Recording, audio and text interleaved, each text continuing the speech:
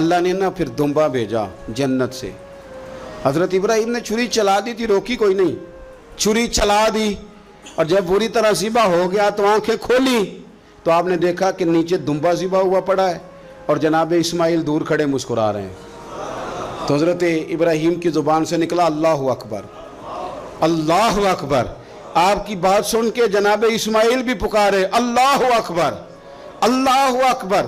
یہ لفظ سنے تو حضرت جبریل بولے, کہنے لگے لا الہ الا اللہ واللہ اکبر.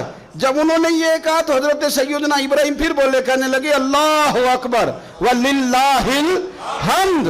اللہ کو یہ لفظ بھی بڑے پیارے آئے. فرمایا پڑھو نا 9 ذی الحج کی فجر سے لے کر 13 تک پڑھو نا ذرا سارے, اللہ اکبر, اللہ اکبر, لا الہ الا اللہ واللہ اکبر, اللہ اکبر وللہ الحمد. فرمایا یہ پڑھتے رہو. انہوں نے پڑھے تھے.